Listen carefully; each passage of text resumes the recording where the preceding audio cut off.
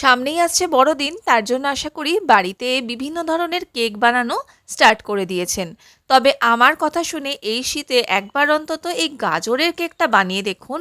অসাধারণ স্বাদ হয় এই গাজরের কেকের। পুরোপুরি ডিম ছাড়া একদম নিরামিষ উপায়ে, মানে এগলেস গাজরের কেক আজকে বানাবো। আর এর জন্য প্রথমেই যেটা করতে হবে, নিয়ে নিয়েছি বেশ কিছু ওয়ালনাটস বা আখরোট।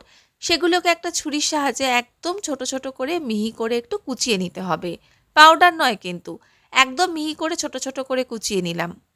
তারপরে নিয়ে নিয়েছি এখানে দেখুন দুটো গাজর। লাল গাজর তো এখন এই শীতে বাজারে খুব ভালোই অ্যাভেলেবেল। তো এই গাজরটাই কিন্তু গাজরের কেকের জন্য লাগে।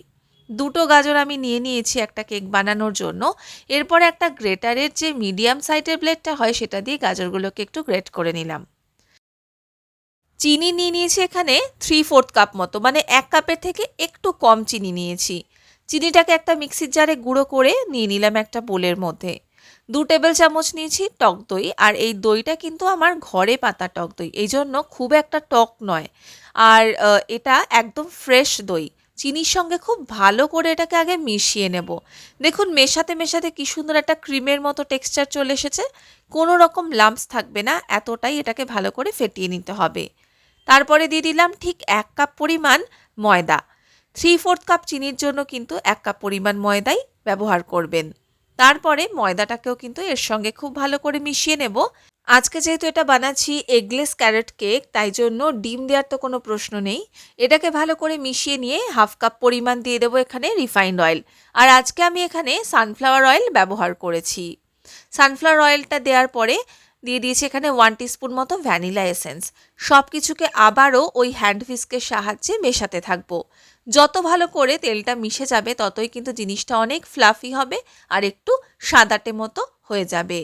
দিয়ে দিচ্ছি একটু জায়ফলের গুঁড়ো। একটা গ্রেটারে ঘষে একটু জায়ফলকে গুঁড়ো করে দিলাম। খুব বেশি নয়, সামান্য। গ্রেট করা গাজর, আখরোট আর 1 পিঞ্চ মতো নুন দিয়ে দিলাম।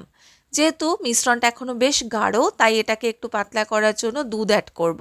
দুধ দিচ্ছি 1/2 কাপ পরিমাণ, আর এই দুধটা কিন্তু একটু উষ্ণ গরম দুধ, মানে লিউকওয়ার্ম অবস্থায় আছে।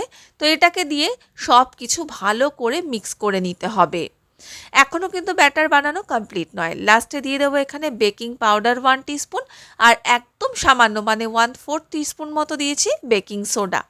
সব কিছুকে মিক্স করব, তবে বেশি নয়, হালকা হাতে একটু মিক্স করতে হবে।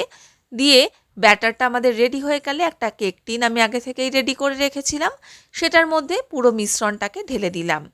ওপর থেকে গার্নিশ করে দিলাম একটু কিশমিশ দিয়ে। এরপর পুরো জিনিসটাকে ধরে একটু ট্যাপ করব যাতে এর মধ্যে কোনো এয়ার বাবলস থাকলে সেটা বেরিয়ে যায়। দেখুন এবার ওভেনে আমি এটাকে 180 ডিগ্রিতে 30 থেকে 40 মিনিটের জন্য বেক হতে দিয়েছিলাম। তারপরে বার করে এনে একটু ছুরি দিয়ে চেক করে নিচ্ছি, যদি ছুরির গায়ে কিছু লেগে না থাকে বুঝতে হবে কেক আমাদের একদম রেডি। এটা কিন্তু আপনারা চাইলে গ্যাসেও করতে পারেন। সেক্ষেত্রে গ্যাসের মধ্যে আপনারা কড়াই বসিয়ে বা যে কোনো বড় সসপ্যানের মধ্যে একটা স্ট্যান্ড রেখে দিয়ে বা লবণ ছিটিয়ে তার উপরে কেক টিনটাকে রেখে দেবেন। 30 থেকে 40 মিনিট এইভাবে ঢাকা দিয়ে এটাকে রেখে দেওয়ার পরে একটু চেক করে নেবেন ছুরির সাহায্যে যে কিছু লেগে আছে কিনা।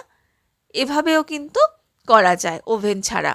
দেখুন কেক আমাদের কতটা সফট হয়েছে আর একদম ময়েস্ট। আর এই কেকের স্বাদ কিন্তু একদম অতুলনীয়। যে কোনো বড় বড় দোকানের কেককেও কিন্তু এটা টেক্কা দিতে পারে। রেসিপিটা অবশ্যই বানান আর আমাকে জানান কেমন লাগলো।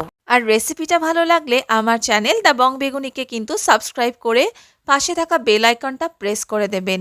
ধন্যবাদ।